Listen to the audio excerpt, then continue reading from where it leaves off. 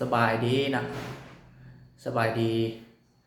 ลูกค้าหมดทุกคนนะสบายดีลูกค้าหมดทุกคนมื้อนี้ก็ทางห้างสิมารีวิวเครื่องให้ลูกค้าได้เบิ่งอีกนะจะมารีวิวมี2รุ่นนะตัวนี้จะเป็น MC นะแล้วบอกให้จะเป็นตัว Top A นะ Top A นะมื้อนี้สิมารีวิวคร่าวๆนิดนึงให้เบิ่งนะเพราะว่าญาติเวลามารีวิวนะให้ลูกค้าได้เบิ่งนะเพื่อว่าลูกค้าสนใจนะตัวนี้จะเป็น MC นะซาวา Z1000 นะวาล์ว Z1000 2026นะวาล์ว Z1000 ทางเป็นทางคาร์บอน 0.5 นะตัวนี้นะทางคาร์บอน 0.5 ตัวนี้กล้องจะเป็นกล้องมาร์คคูนนะเป็นกล้องมาร์คคูนขนาดมัน3/9คูณ40นะ3/9คูณ40ตัวนี้จะเป็นตัวปรับสูงต่ำนะปรับสูงต่ำแล้วตัวปุ่มตัวเบื้องขวาจะเป็นตัวปรับไส้ขวานะเวลาสิปรับมันเท่าดึงทอดนิดนึงนะถอดออกนิดนึงเราหมุนเลยนะหมุนได้นะแล้วยุ่งเข้าล็อกแล้วก็จะหมุนไม่ได้นะยุ่งเข้าจานแบบนี้นะหมุนไม่ได้นะมันจะล็อกไว้นะปุ่มนี้จะเป็นตัวเปิดไฟนะเปิดไฟในเลนนะปุ่มนี้นะแต่หมุนแล้วมันจะหูเป็นสีแดงสีเขียวเลยนะส่วนชุดยิงจะเป็นเคสเป็นMC นะ MC ไซงอนนะไทยกับพับได้คือเก่าเนาะพับได้คือเก่าพับได้คือเก่าตามเดิมนะเราเป็นเราXM8นะเราXM8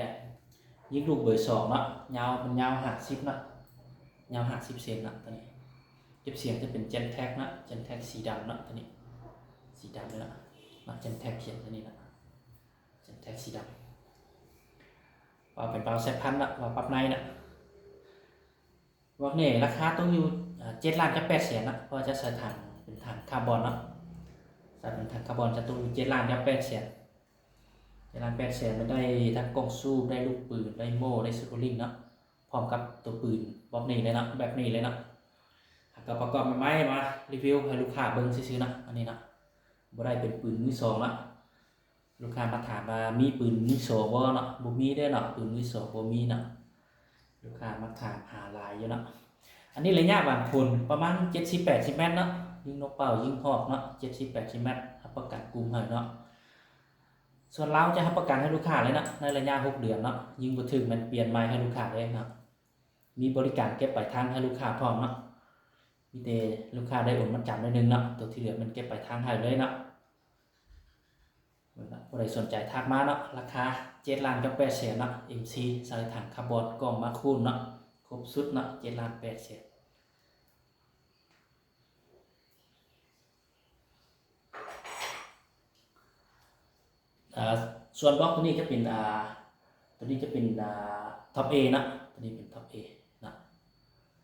เป็นท็อป A ได้นะตัวนี้เดี๋ยวเสียลูกค้าดูนี่เป็นท็อป A นะท็อป A ถ่ายพับได้กันนะงามเลยนะเบาๆนะตัวนี้นะน้ำหนักเบาเนาะล็อกถ่ายนะแน่นนะกล้องจะเป็นกล้อง BSA นะตัวนี้กล้อง BSA 4-14คูณ44นะตัวนี้4-14คูณ44ส่วนยิ่งเป็นท็อป A ไซงอนนะตัวนี้นะท็อป A ไซงอนนะ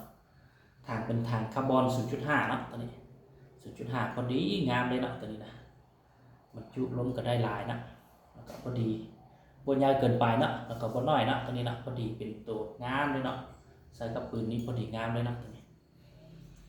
วาล์วจะเป็นวาล์วคลิกแก๊สดำเนาะยิงวาล์วตรงเลยนะยิงตรงเลยยิงลงตรงเลยนะส่วนเราจะเป็นเรา XM8 นะ XM8 นะยาว50 เซนนะยิงลูกเบอร์2นะเบิ่งนะงามเลยนะใหม่ๆเลยนะมาประกอบมารีวิวให้ลูกค้าเบิ่งนะก็ให้เสร็จนะเก็บเสียงเป็น Gen-Tech นะ Gen-Tech สีดำเนาะบล็อกนี่ราคาจะตกอยู่11,500,000เนาะ11,500,000ลูกค้าสนใจกับทักมาเลยเนาะ11,500,000เครื่องมันมีพร้อมส่งให้ลูกค้าเลยเนาะงามเลยเนาะลูกค้าคนใดสนใจกับทักมาเนาะ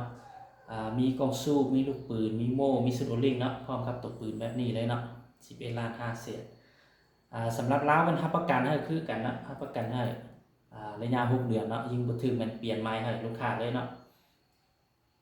สามารถเปลี่ยนลาวใหม่ได้เลยนะในระยะ6เดือนเนาะ